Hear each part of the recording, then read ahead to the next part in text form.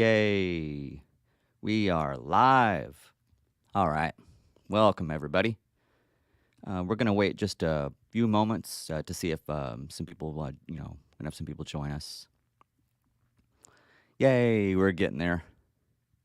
Hey, thanks, everybody. Some technical if I can speak, some technical difficulties getting the stream going today. So, as I'll say in some of the streams, some of these things may be edited out, but we want to have some fun today. We want to learn about music. I said in a previous lecture, look, if you're not having fun, you're doing something wrong. Music should be fun. A music course should be awesome. It should be fun. Should be chill. You just got to have the time to dig in, do the work, and you're not reading hundreds and hundreds of pages necessarily. You're really just listening to music and trying to figure out, what's going on in the music. So, welcome once again. We're going to give it just maybe another minute or so, and then I'm just going to jump right into it here. All right. Mr. S is going to take a quick drink of coffee here.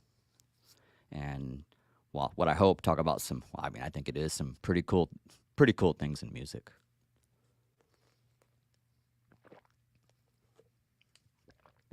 Excuse me. Thank you. Okay. Let me go ahead and get into it.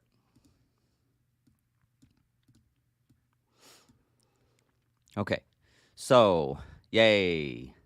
I'm Mr. Schermerhorn, music and percussion instructor at STC, South Texas College.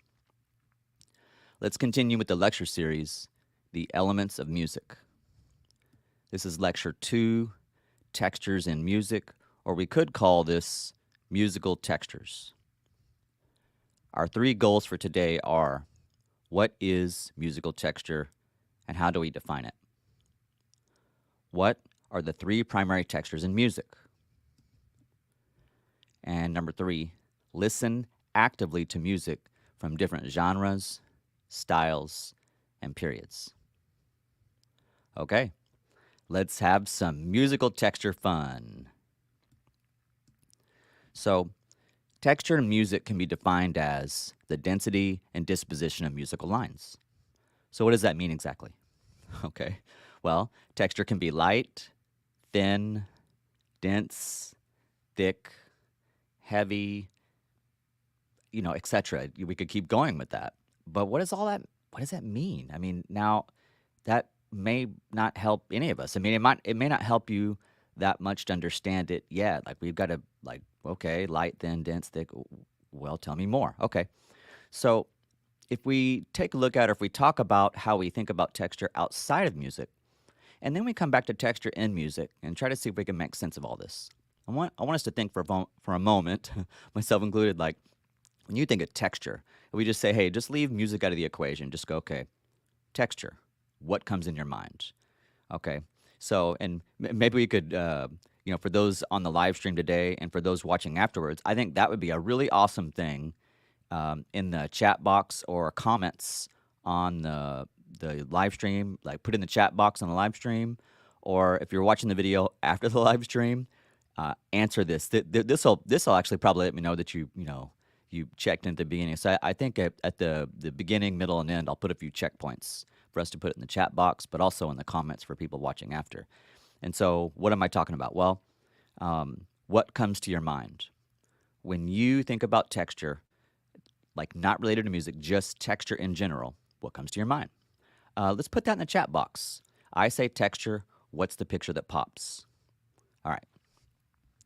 So if I think for a second, what comes to my mind? I mean, I have some notes here, but I also want to think of some other things, maybe.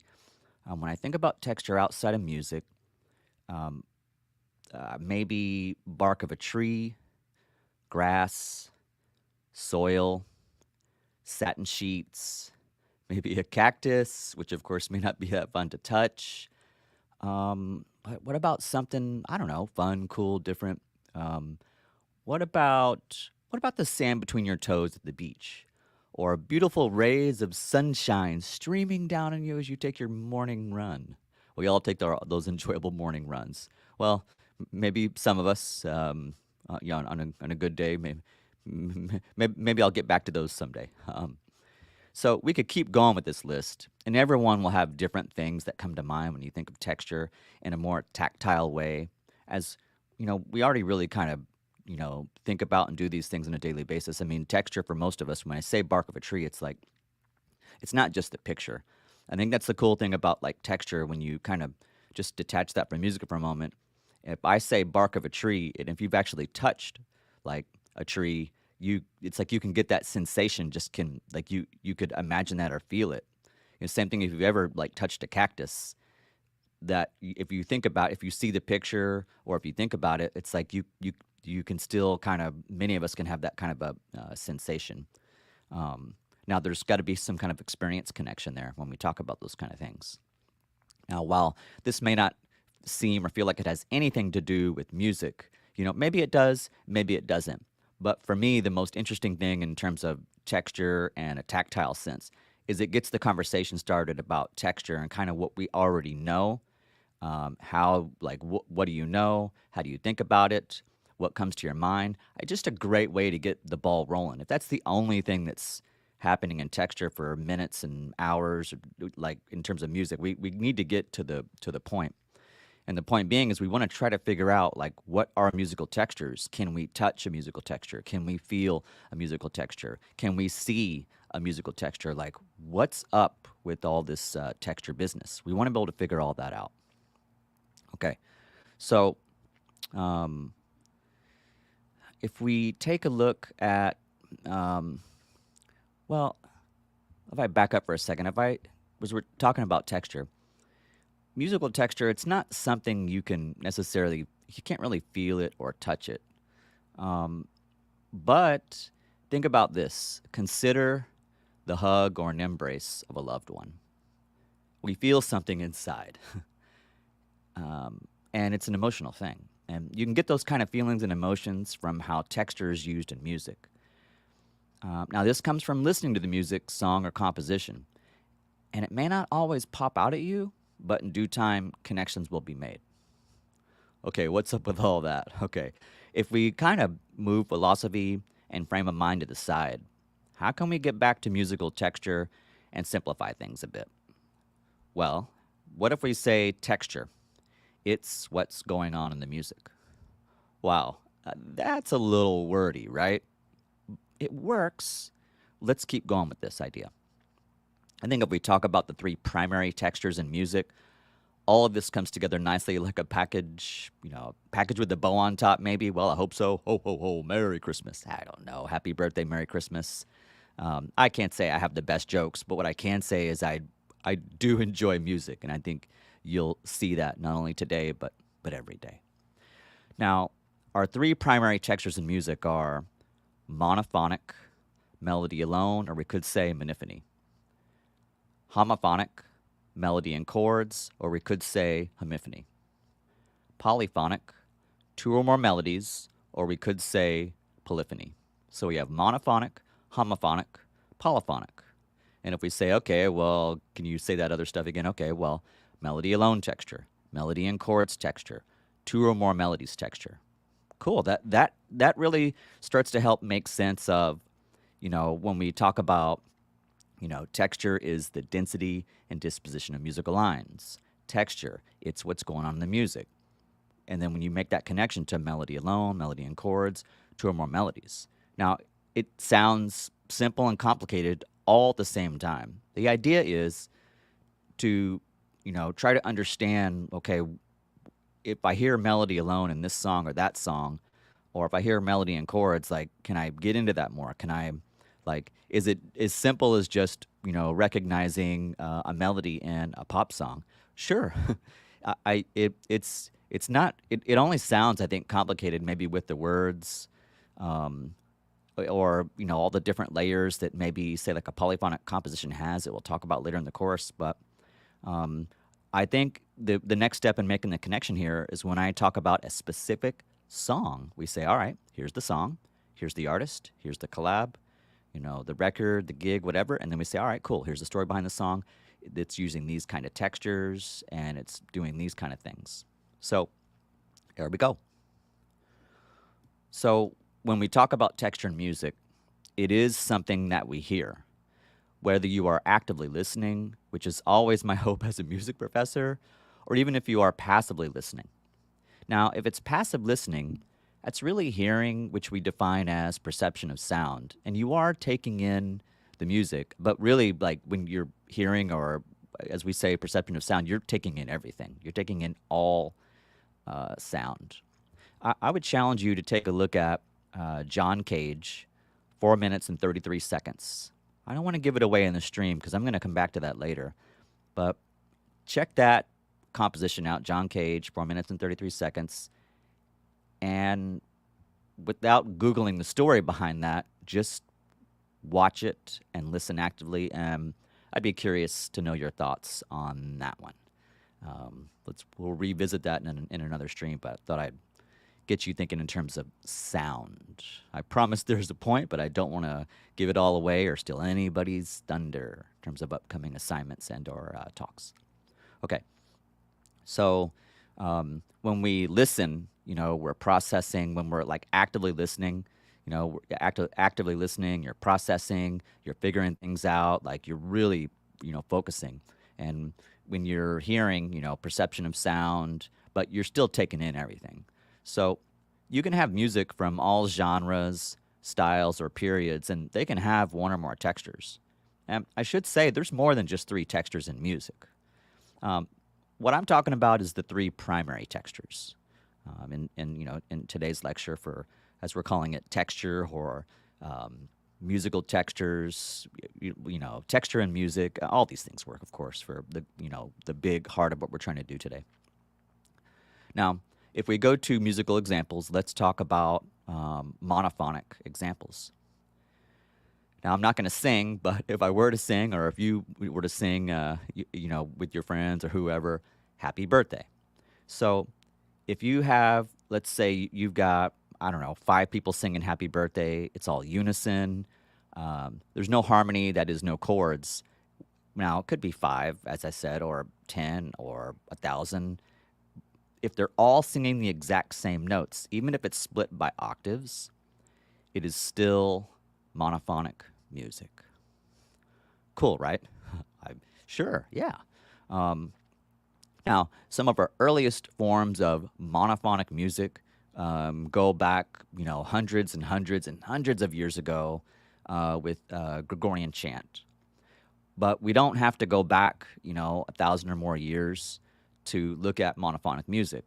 We can actually look at something like Renegade, the opening, Styx, Renegade, the opening, and you'll hear just before it starts to get like harmonized and like a lot of Action Jackson and the opening of Renegade, this is Styx, you hear just a monophonic opening melody or melody alone.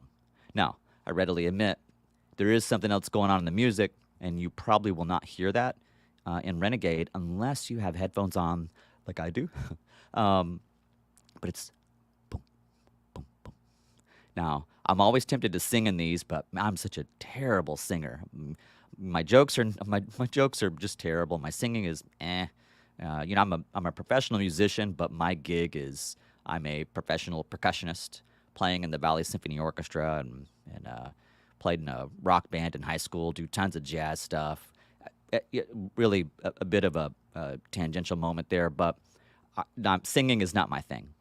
So, but check out that song, and as you're watching the live stream and are checking this out later, you want to do great in the quizzes and assessments and assignments. Sure, we're talking about all of it right here. So yes, by all means, watch this again, rewind, fast forward, pause, get some notes.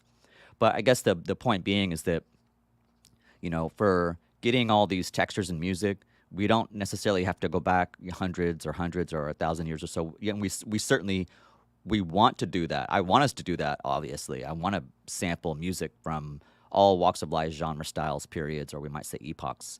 But we can look at Renegade and go, okay, cool. I hear that opening melody and I hear boom, boom, boom. Now, if we do a contrasting example on monophonic music, we could take a look at something like Capriccio Espagnol, Rimsky-Korsakov. And if we look at I believe it's the violin solo in movement 4. Now there's probably other examples. This is one that just comes to my mind very, very quickly. And part of that being as a percussionist playing in the Valley Symphony Orchestra, I guess this is where the tangent actually does maybe actually become part of the story. Where a few years ago in the VSO, we played Capriccio Espagnol, and I'm playing snare drum. It's amazing. The orchestra is awesome. I enjoy. It's amazing. It's so much fun to play. And I remember playing this part, and this has got some would call it the you know I don't know what the best name for it, but it's definitely one of the hardest snare drum rolls, orchestral rolls, multiple bounce rolls to play in the orchestral repertoire for I don't know, the last 300-400 years, or however many years, I don't know, 200, whatever. It's a tough roll. Um, and the snare drum roll kicks off in movement 4. And it's not just a violin solo. There's other, like, it's like a very cool, like, brass feature violin. It's really cool.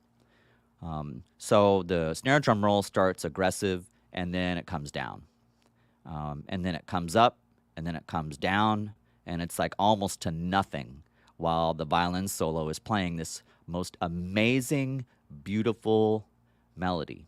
And it's, well, to my knowledge, I'm pretty sure that violin solo moment in movement 4. Before you hear the snare drum go, digga digga da da da da, digga digga da da da da, something like that. I mean, you know, either way, hopefully I'm getting everything. But the point being is not me singing or trying to go from memory the exact drumming of the excerpt. It's remembering the musical moment as it relates to the lecture, and that is the violin solo playing their monophony or monophonic melody with that snare drum underneath. Now, if we go with the academic definition, then it'd be like, well, I don't know there. I mean, that's kind of breaking the rules. No, I mean, yes and no, but it's still really, I mean, you've got a violin melody. I think it's a great example of that melody, even though it's the same thing for sticks, where you've got, so it's like if we do this, if we say, like, in the purest sense, it can only be monophonic or a monophony, monophonic example, or it can only be monophony if it's just purely. But I think as we, move forward throughout time, that if it's just melody and there's no harmony, but maybe there is a little something something, or whatever you want to word it, we can still say, hey, no, this is still monophonic, because they're the only ones really playing some kind of a melody and there's no harmony. So look, don't forget to reference the music appreciation, or if you're in American music, that you look at the YouTube playlist in Blackboard, because all the music mentioned in the lectures, they're all there. I don't play them here on the live streams or put them in other videos that I post on the class due to copyright issues. And I have done that before. Copyright issues, it's not that big of a deal. I've done it before. The bigger deal on copyright is that, or is not copyright. I'd say it's just the songs that can make these lectures go from 30 minutes to an hour and change. It can make the lectures really be double, or sometimes triple if I'm playing too much music. So you just reference the YouTube playlist. I'm going to focus here, as I always do, the stories behind the music, and using a vocabulary word to connect, to say monophonic. Now let's talk about a song to understand the words that we're talking about. All right. YouTube playlist, music appreciation, American music. Let's go. Now, what about homophonic examples? So if we know that monophonic or monophony is melody alone, then homophonic is melody and chords. So there's so many examples we could use. We could say, what about Love the Way You Lie, Skylar Grey, and maybe something from the classical epoch or period, Surprise Symphony by Joseph Haydn. Man, let's talk about the stories behind those two pieces and what's going on there. So if you go to YouTube or you check out the playlist, and I'll put, varying examples, semester to semester, add, take away, change, edit. But there, with Love the Way That You Lie, if you listen to Skylar Grey, or her real name, Holly Brooke Ackerman, if you look at her, like, actually play and sing the song, you see that Skylar's just chilling, hanging out. She's singing and playing piano. And it's just a great way to get that whole vibe of, like, when you're learning about, harmony, chords, where you've got a singer, and a pianist. And whether it's like two people where one's singing and one's playing piano, or you're just checking out Skylar Grey, chilling, hanging out, studio, club, concert, whatever, and she's singing and playing piano. But it could be the same thing. It's, guitar and singing. I mean, there's lots of, we could change this up a little bit in terms of like, well, okay, guitar and singing. Well, if you got melody and chords, yeah, homophonic for sure. It could be if you have, say, maybe a wild example. What about, you know, what if I'm playing, say, vibraphone, and then I start singing and harmonizing with myself? Okay, well, that's not going to be, it, well, if I'm harmonizing, it would be a homophonic texture. Well, I don't know why I would do that, but it's just something crazy, like on the spot that's not on my lecture notes here. But I'm just playing some vibes and I'm playing something cool, and then I start, harmonizing with that to add more. The thing about it is, I don't even have to get that wild and crazy, because if I'm actually playing, vibes, have the option to play just a melody, or I can play with, four mallets on the vibraphone, and I can, do some melody and harmony, like all mixed in together on a vibe or marimba or xylophone. So, um, but I say the wild and crazy because it's, we kind of can think like, well, harmony, homophonic texture, melody, chords, melody and harmony, that it's not just singing and playing piano, or it's not just, Paul McCartney, singing Yesterday, you know, and playing guitar. I mean, that song actually has a, has a string quartet in there. Really cool, right? Well, I hope so. We'll talk more about that in upcoming lectures as well. So try to shed through or break through or just plow through these brick walls of all these stereotypes that arguably probably do exist. Or like, obviously things are going to pop into our mind. It's like, well, hey, what pops in your mind when I say the word texture? I know. But I want us to also kind of think about that. Melody and chords or harmony or homophonic texture, that it could be like a marching band, a rock band, rap music, hip hop. You heard me say all these different genres or styles in lecture one, and it really any kind of music from any period textures, pretty much at any time. Okay, so if we look at the story of Love the Way That You Lie, this happened a while ago. We had, I believe a British hip hop producer, Alex the Kid, gets a track together, hook melody. Alex the Kid's, makes loops, produces, all kinds of, cool electronic drum rhythms, and likes to do some live things. And it's really cool. You got to check this out. You got, so Alex the Kid, he gets, records an acoustic guitar. He, he's really getting into, like, this is kind of the start. He's not necessarily writing. He's not writing "Love the Way That You Lie." What Alex the Kid is doing, he's like doing what he always did. Like, is putting together, like, just a cool track, and then experimenting and playing with it. It's pretty much a common thing for Alex the Kid. And so what happens is Holly, or Skylar, her stage name, Skylar Grey. She's going to visit her publisher, and her publisher, this is Jennifer Blakeman at the time. And I'd have to double check to see, who they're all working with. But for going to see a Universal Music publisher, Jennifer Blakeman, Skylar's trying to, like, hey, I need to get help presenting my work, and what are the next steps, and so Blakeman's like, hey, well, why don't you consider a collaboration with Alex the Kid? So what happens is Alex the Kid emails Skylar Grey the track, and the track, which really suggested the theme of, say, like abusive romantic relationships. To her, she spontaneously is like, just starts singing and playing, and lots of people have been in really rough struggles, abusive relationships, ups and downs. Everyone's had different struggles with, whether it be health struggles or family dynamic struggles. And, the beauty in music is it helps us to get through so much, because music has this deep, or we'd say visceral or connection. So this idea of like, okay, Skylar's gone through some stuff, and she really really digs this and just starts playing. So Skylar writes the chorus to "Love the Way You Lie," and records the vocals for Alex the Kid's demo.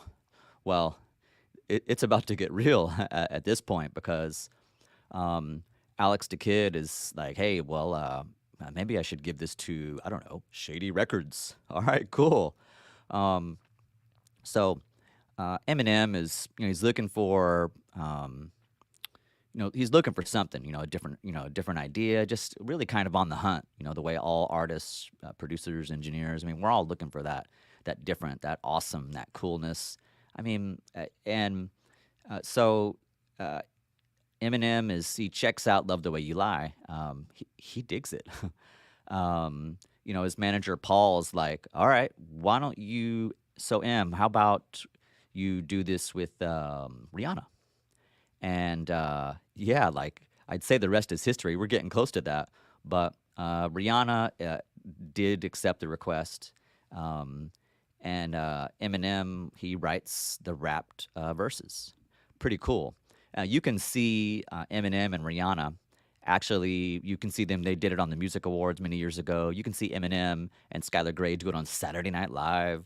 While Eminem recorded it with Rihanna, he's performed it live with, of course, Skylar, who wrote the big part of the song. But this is certainly a big collaboration with Eminem doing all the rap, like writing the, of course, original rap lyric story, the YouTube video for that Eminem and his team worked on, Skylar Grey and coming up with the chorus of the song and getting lyrics written, the main lyrics for the chorus and the song, and Alex the Kid working on um, like the flow and like beats and everything from the original idea. Like it's a really cool kind of thing to be a part of when you're a musician. It's I think about when say Linkin Park did that concert with Jay-Z. I was just blown away. Like that is just phenomenal. Or like Guns N' Roses, November Rain, Symphony Orchestra. Wow.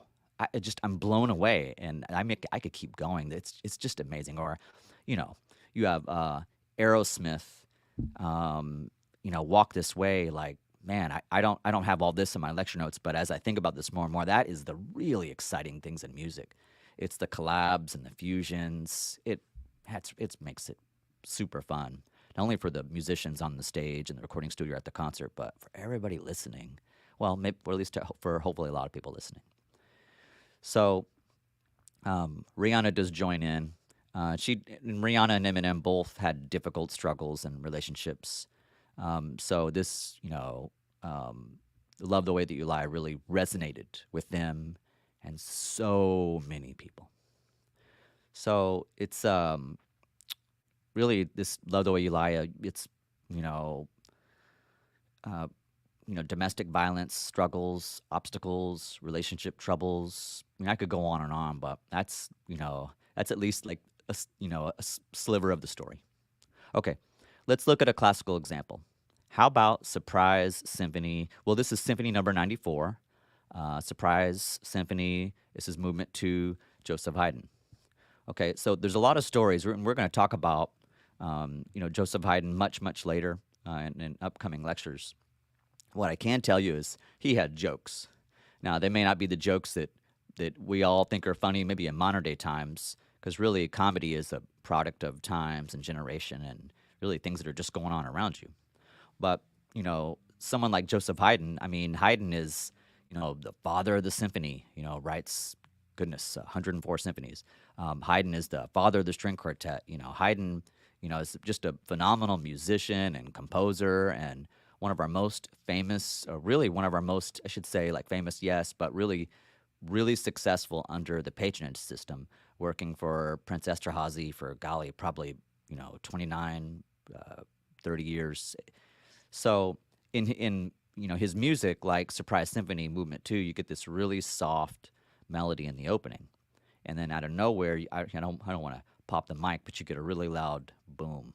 So I won't do a plosive here and pop it out, but listen to the first 30 seconds of Symphony 94, aka Surprise Symphony, Movement 2 by Joseph Haydn, and listen to that opening and what's going on in, say, like the high strings and low strings.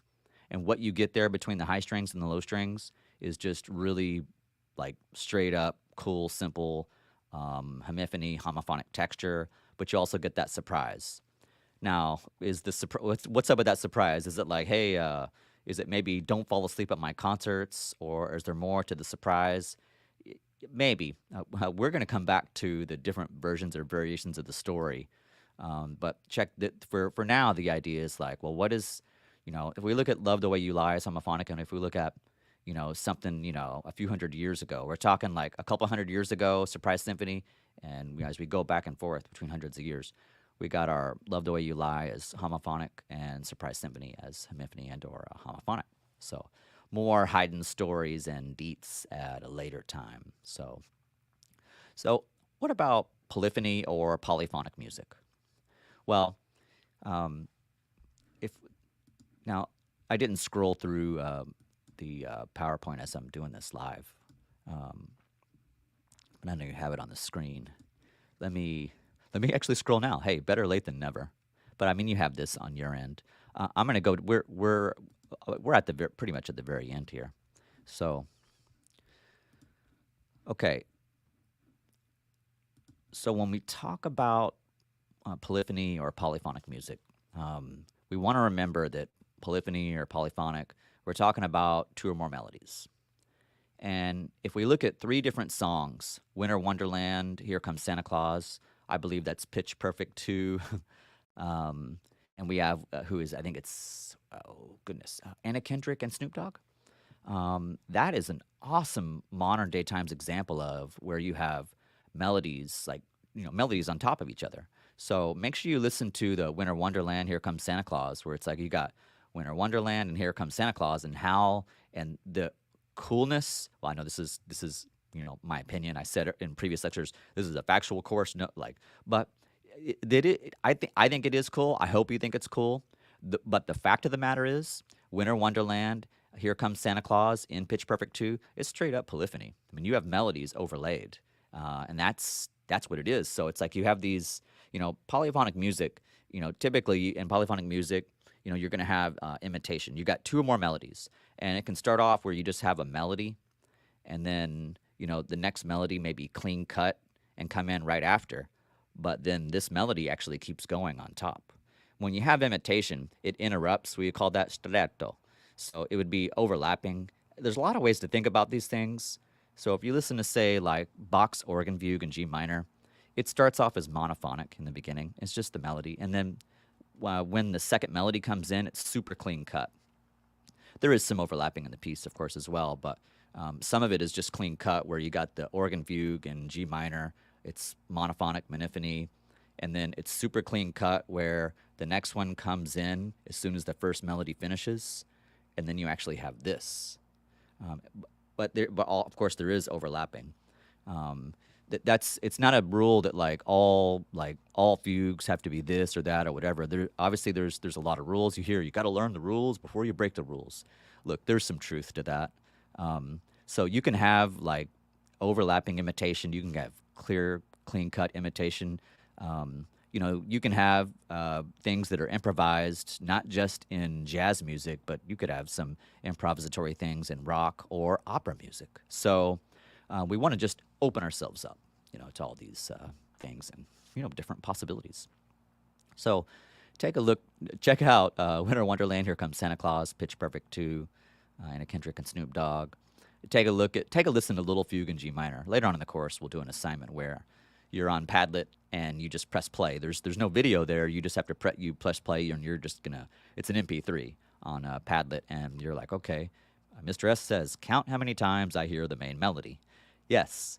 Now, the main melody in Little Fugue or Organ Fugue in G minor by J.S. Bach or Johann Sebastian Bach, see if I can say that right with my braces. If you get that main melody in the beginning, as soon as it starts to get busy, dense, or you're like, I don't know what's going on, that's where the double melodies come in. So you're trying to count the main melody in an upcoming assignment in organ fugue or little fugue in G minor. It's kind of fun, but it's maybe frustrating and or challenging at first because you're trying to figure it out. Like, well, I lost the on an organ. You've got the different timbres and textures and can be a real challenge. But this is a great piece to really work on those active listening skills, organ fugue in G minor. So yeah, check out the Anna Kendrick, Snoop Dogg, Winter Wonderland, Here Comes Santa Claus, Little Fugue, G minor, these things. What else put on there? Oh yeah, Blinded by the Light. Oh yeah, and I could put on more examples, but let's finish with this one and then we'll call it a day. So, Blinded by the Light, Manfred Mann's Earth Band. You listen to the whole song, please. I think I hope you'll really enjoy it. But remember, I'll talk about this all the time. Whether or not you like the music, it's moot, it's irrelevant. You're going to hear, Dr. Charles Lim, your Brandon Improv, in that TED Talk where he's talking about these kind of things, and you've heard me talk about. You learn just as much from the things you don't like, sometimes even more. So the idea in all this different music is to open up our minds, open up our flow, just open up to the learning.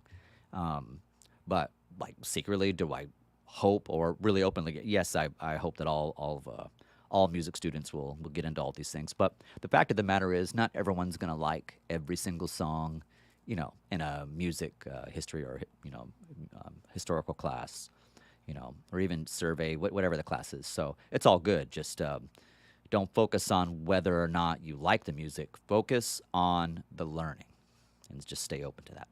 So in Blinded by the Light, I want you to take a look at chopsticks. Now, we all know what chopsticks are in terms of eating. I use them all the time. My family is Japanese. So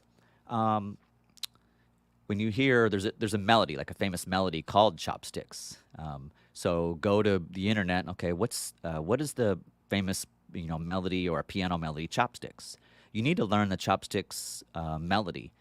And it can be, of course, played on all kinds of any combination of instruments, or anybody could play the chopsticks melody. But if you look up, where does it come from? Jamming on the piano. So go do a friendly Google search on piano chopsticks, and find that melody. Play it a few times, get it in your ears. Go to Blinded by the Light, Manfred Mann's Earth Band, and find where that chopsticks melody is in the song. Then after that, I want you to pay attention to what the singer does. Pay attention very, very closely to what the drummer does, and then look at the keyboard player. Now, in another video, I actually break this down even further. This is in the Welcome to Music Appreciation video where I talk about all the journal assignments. I also do that in the American Music one. So the Blinded by the Light, I think this one, this one, I think for this class, for Music Appreciation, I took that one out. So if you want to hear Blinded by the Light breakdown, you would need to listen to the American Music class where I have Blinded by the Light, because Blinded by the Light is a straight up journal for American music. But for Music Appreciation, there's some varied assignments, some similar, some varied in the first part of the course. Because in both Music Appreciation and American Music, there's a couple overlapping lectures, not many, but there's a couple. And a couple overlapping songs. But Blinded by the Light is American Music assignment, but Blinded by the Light is used in both classes to talk about what we're talking about now, which is polyphonic. So my point being is when you listen to Blinded by the Light, you can dig into the story of the song and what's up with how he's singing the lyrics versus the original, I think by Bruce Springsteen, I think. So you can dig into the whole story and the lyrics and all that stuff, but that's going to come a little bit later in the class. What we're trying to look at is if you know the piano melody of chopsticks and you get that in your ear, you go to the Blinded by the Light, you can play from beginning to end, and that might be your best, is listen to Blinded by the Light. Watch the live YouTube video. I feel like that's better than the record I have at home. It's amazing, the live performance on YouTube. It's a big one. It's awesome. So listen to that Blinded by the Light, beginning to end, but really listen. Don't do anything else. Just listen. But before you do that, make sure to listen to chopsticks. Listen to it over and over. Get it in your ear. Get it in your ear. If you already know it, great. Awesome. Cool. then jump in and Blinded by the Light. Um, Play it beginning to end. If you can kind of scrub through it and find it, that's cool too. But make sure you actually find that exact spot where you hear Chopsticks by the keyboard player. And what I was saying earlier, then pay attention to the singer, the drummer, and the keyboard player, and you're going to need to figure out what's going on there. Um, so, and well, you already know what's going on. You just got to kind of find it, and that is there are two or more melodies at the same time, but like where, who, and how. Okay. So the goal today that's pretty much done for today. The goal today was to learn about texture. Texture is the density and disposition of musical lines, and the other thing was, well, we need to know the three primaries: monophonic, monophony, melody alone; homophonic, homophony, melody and chords; polyphonic, two or more melodies, and then be able to go, okay, a monophonic example is "Happy Birthday." No harmonization, just all singing the same notes. Okay, cool. Homophonic, something like "Love the Way That You Lie," or it could be "Surprise Symphony," Joseph Haydn. Polyphonic could be something that maybe you've heard of before, like you've heard me say numerous times in the stream, "The Winter Wonderland," "Here Comes Santa Claus," "Pitch Perfect 2" for polyphonic. But polyphonic can also be something from hundreds of years ago. A fugue, little fugue in G minor as an example, but you know, like fugues in general are polyphonic. So we want to know how to define texture. What are the three primary textures, and what are like some songs associated with those textures? So, yeah, that's a wrap for today. Make sure you stay tuned for my upcoming videos on musical form, instruments, and vocals as we continue exploring the elements of music. Let me take a look to see now if we've been going, say keep it at 30 minutes. Okay, a hairline beyond 30 minutes today, but I hope you had a good time and learned a lot. It's always such a joy to be able to talk about music. Let me go. Let's go take a look at the chat and see what you got here.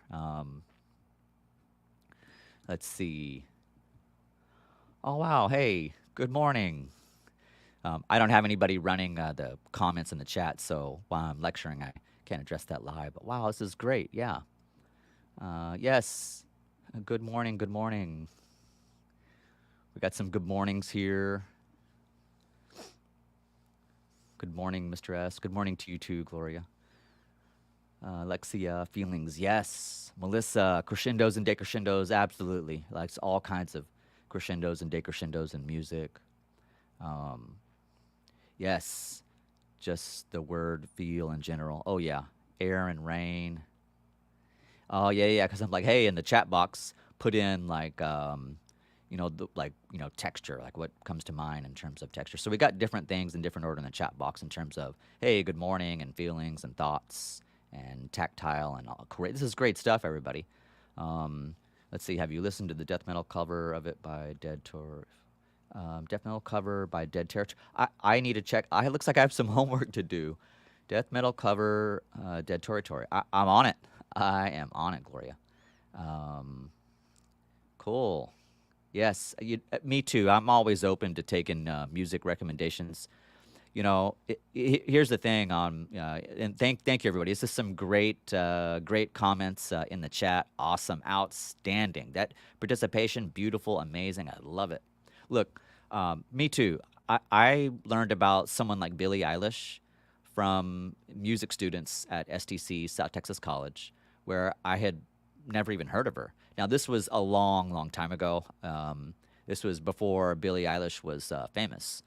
But years ago, for any Billie Eilish fans, so Billie Eilish was, and I don't know her full history, but I remember during the pandemic, Billie talking about this. I think it was on the Verizon live stream where Billie Eilish, she's a dancer. And I think if I remember the story correctly, because Billie was saying this on YouTube, she was given an assignment to do some choreo to a song. And then Billie decides, okay, instead of doing choreo to this song, I'm going to just write my own song. And I can't recall, maybe at that point, she uploaded it to, SoundCloud or something. And it like it just like blew up. It was like it was, and so, but like I had Billy, like this is probably like when Billy's first or maybe second song came out. It was very in the early stages because I've been at STC, 13 going on 14 years, and so this is a while ago. So while I've done tons of research on Billie Eilish, and I actually lecture on Billie Eilish and Phineas in American music, alternating every other semester on that topic. It's awesome.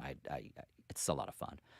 But at the time, I had never seen like the videos with like the goop or goo coming out of the eye and like the spider and there's all these like what's going on, and I'm like I'm confused. I don't like I'm trying to understand like what's the point of all that, or I was trying to get the connection of the videos, and then I while people might be scared of sharks or spiders, or you may not quite understand the video connection to the story of the music, or maybe there is one, or maybe there isn't one. Either way, I was like, okay, I need to learn more about Billie Eilish, and then I learned about Phineas, and I like it's awesome. I think it's amazing. I learn from my students, all the time. So that was one certainly notable example is you know before really his is like I said, like his is probably maybe her first album, or her songs are starting to like go really big, and uh, yeah, have a student do a PowerPoint presentation in class. So yeah, but yeah, I think we're good for today. I could talk on and on about like notable exceptions, but that's certainly one that popped in my mind right away. So great time today, everybody. Thanks for all the awesome stuff and the comments and in the chat here. Um, hey, I'm Professor Ron, or as my students like to call me, Mr. S. Enjoy the music. Enjoy your life. I'll see you in the next one. Bye, everybody.